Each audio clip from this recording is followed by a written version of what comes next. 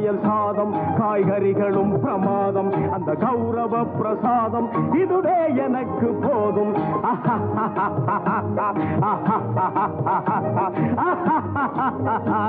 Hi friends, welcome to Alli's Darbar. இந்த நாள் இனிய நாளாக அமைய வாழ்த்துக்கள். இன்றைக்கி நைட் எங்கள் வீட்டில் ஒரு டின்னர் ரெசிபிங்க, தக்காளி தோசை. அதாங்க ஊற்ற போகிறேன். இந்த மெஷரிங் கப்பால் நல்லா குவிச்சு அளந்த மாதிரி ஒரு கப்பு இட்லி அரிசிங்க. இதோட ஒரு 2 டேபிள் ஸ்பூன், பாருங்க, டேபிள் ஸ்பூனுங்கிறது இந்த மாதிரி இந்த ஸ்பூன் 2 டேபிள் ஸ்பூன் தோரம் பருப்புங்க. ஒரு 5-10 காரத்துக்கு தகுந்த மாதிரி காஞ்ச மிளகா. இது 3ஐயும் நல்லா கழுவிட்டு ஒரு 2 மணி நேரம் நல்லா ஊற விடுங்க. நைட்டு டின்னருங்கும்போது மத்தியானம் லஞ்செல்லாம் முடிச்சுட்டு இதை நல்லா கழுவி ஊற வச்சிங்கன்னா நம்ம டீ சாப்பிட்ற டயத்தில் இதை அரைச்சி ரெடி பண்ணிக்கிட்டு ஒரு 7 மணி போல் நம்ம இந்த தக்காளி தோசையை சுட்டு சாப்பிட்லாங்க. இந்த 1 கப்பு இட்லி அரிசி, 2 டேபிள் ஸ்பூன் துவரம்பருப்பு, 5-10 காஞ்ச மிளகாயை சோக் பண்ணி ஊற வச்ச அந்த மாவோட இப்போ தக்காளி கொஞ்சம் விலை கம்மியாக இருக்குது. அதனால் ஒரு 5-6 தக்காளிங்க, மீடியம் சைஸ் தக்காளியை அதையும் மிக்சியிலேயே கடைசியாக அந்த பருப்போடையே சேர்த்து நல்லா அரைச்சி இதோட ஆட் பண்ணிக்கோங்க. இந்த மாதிரி தயார் பண்ண இந்த மாவில் உப்பு, மஞ்சத்தூள், பெருங்காயம் இதெல்லாம் போட்டுட்டு அப்படியே தோசை மாதிரியும் ஊற்றலாம். இல்லையா, நமக்கு வெங்காயம், நம்ம அடைக்கலாம் வெங்காயம் தாளித்து போடுவோம் இல்லையா, அந்தமாரி கடுகு வெங்காயம் இதெல்லாமும் தாளித்து போட்டும் தோசை ஊற்றலாம். 2 டைப்பாகவும் பண்ணலாம். நமக்கு எது ஈஸியாக வேலையை முடிச்சுக்க முடியுமோ அந்த மாதிரியும் பண்ணிக்கலாம். அப்படியே அரைச்சிட்டு உப்பு மஞ்சத்தூளை சேர்த்து தோசையாக வார்த்து எடுக்கிறதும் ஒரு டைப்பு, வெங்காயம் கடுகு தாளித்து சேர்த்து சுடுறதும் ஒரு டைப்புங்க.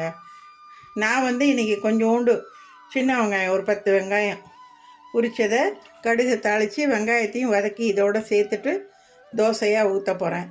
இதுக்கு தொட்டுக்க any side dish, tiffin sambar, lunch sambar, தேங்காய் சட்னி, கார சட்னி, பூண்டு சட்னி, தக்காளி சட்னி, விதமான சட்னி எது வேணாலும் தொட்டு சாப்பிட்லாங்க. எங்கள் வீட்டில் இன்றைக்கி மத்தியானம் வச்ச சாம்பார் இருக்குது, அதை தான் நாங்கள் தொட்டுக்க போகிறோம்.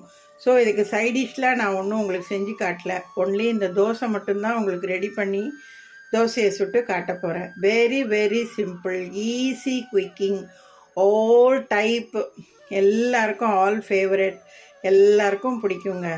எல்லோரும் நல்லா சாப்பிடுவாங்க சூப்பராக.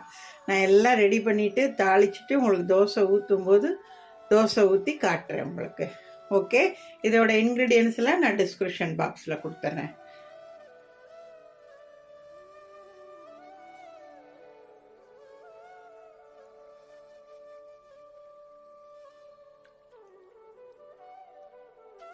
இப்போ பாருங்கங்க, ஒரு டேபிள் ஸ்பூன் தேங்காய் எண்ணெயில் தாளித்து போடுங்கங்க. நல்ல டேஸ்ட்டாக வாசனையாக இருக்கும் உங்களுக்கு.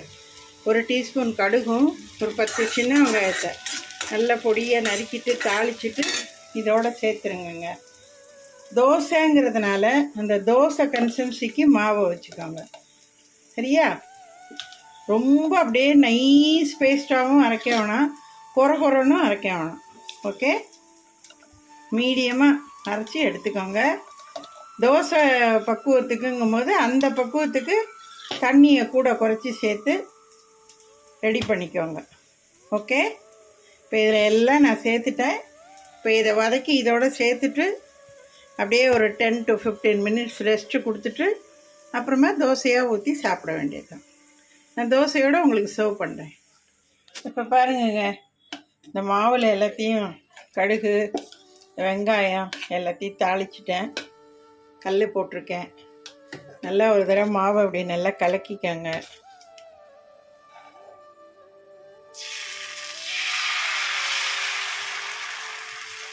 தோசை மாவு மாதிரியே அப்படியே ஊற்றி தோசை மாதிரியே அப்படியே சுட்டுடுங்க. அவ்வளோதான். நல்லா சுற்றிலும் ஒரு ஸ்பூன்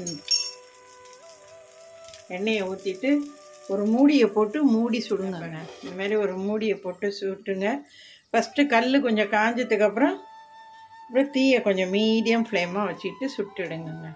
சூப்பராக நல்லா வரும். இப்போ நான் ஒரு தோசை சுட்டுட்டு காட்டுறேன். இப்போ பாருங்கங்க, நல்லா சூப்பராக வந்துடுச்சு பாருங்கள் தோசை. நீங்கள் திருப்பி போட்டும் சுடலாம், இல்லை அப்படியே மடித்தும் சுடலாங்க, நம்ம விருப்பம்தான். ஓகே, இப்போ பாருங்கங்க, அடுத்தும் ஒரு தோசை ஊற்றிட்டேன். சுற்றிலும் ஒரு கரண்டி எண்ணெயை ஊற்றிட்டு இதுமாரி ஒரு மூடியை போட்டு மூடி சுடுங்க.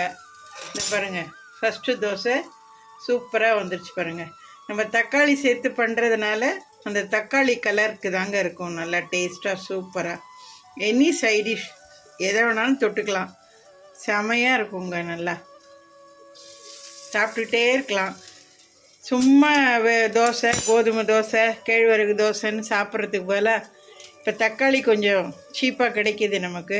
ஸோ தக்காளி தோசை செஞ்சு சாப்பிட்றதும் ஒரு டேஸ்ட்டு தாங்க, டிஃப்ரெண்ட்டாக. யார் வேணாலும் சாப்பிட்லாம், மைல்டாக காரமாக ரொம்ப நல்லா இருக்குங்க. மார்னிங் பிரேக்ஃபாஸ்ட்டாக கூட நீங்கள் இதை எடுத்துக்கலாம். நைட் அரிசி எல்லாம் ஊற வச்சுட்டு காலையில் அரைச்சி கூட பிரேக்ஃபாஸ்ட்டாக சாப்பிட்லாம். இல்லை சாட்டர்டே சண்டேயில் பொறுமையாக எந்திரிச்சு கூட மார்னிங் பிரேக்ஃபாஸ்ட்டு கூட ரெடி பண்ணி சாப்பிட்லாங்க. சிம்பிள் அண்ட் குயிக் ரெசிபிங்க. வீட்டில் இருக்கிற இன்க்ரீடியன்ஸை வச்சு அருமையாக சமைச்சு சாப்பிடக்கூடிய ஒரு அருமையான பிரேக்ஃபாஸ்ட் அண்ட் டின்னர் ரெசிபிங்க. நீங்கள் இதே ஃபாலோ பண்ணி இது மாதிரி ஒரு தடவை செஞ்சு சாப்பிட்டு பாருங்கங்க. ஓகே,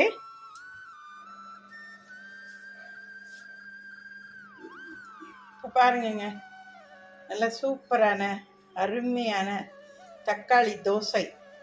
சைடிஷ் மத்தியானம் வச்ச சாம்பார், கொஞ்சோண்டு தேங்காய் சட்னி அரைச்சேங்க. அடாடாடாடாடாடாடாப்பா, செமையாக இருக்குங்க.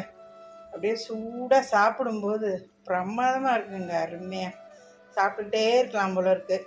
நான் ஊற்றும் போதே ஒரு தோசை சாப்பிட்டுட்டேன், அவ்வளோ அருமையாக இருந்ததுங்க. வீட்டில் ஒரு 2லேருந்து 3 பேர் வரைக்கும் தாராளமாக ஒரு 3 தோசை சாப்பிட்டீங்கன்னா கூட இந்த 1 கப்பு ரைஸுக்கு நல்லா தாராளமாக வருங்க தோசை, நல்லா ஜம்முன்னு அருமையாக இருக்குங்க. நீங்களும் இது மாதிரி ஒரு தடவை செஞ்சு சாப்பிட்டு பாருங்கள். என்னோடய ப்ளேலிஸ்ட்டை செக் பண்ணுங்கள். சப்ஸ்கிரைப் பண்ணாமலே பார்க்குறீங்க, தயவு செஞ்சு சப்ஸ்கிரைப் பண்ணி பாருங்கள். எனக்கு நல்ல சப்போர்ட் பண்ணுங்கங்க. உங்களுக்கு பிடித்தமான ரெசிபீஸை சொல்லுங்கள், செஞ்சு காட்டுறேங்க. நான் வளர்ந்து வர ஒரு சின்ன யூடியூபர். உங்களுடைய சப்போர்ட் எனக்கு ரொம்ப தேவைங்க. வாழ்த்துக்கள்ங்க, வாழ்க வளமுடன். அடுத்த ஒரு சிம்பிளான பட் டூ டேஸ்டான பிரேக்ஃபாஸ்ட் ஆர் டின்னர் ரெசிபியில் உங்களை சந்திக்கிறேன். Have it yummy yummy. See you next. Bye bye.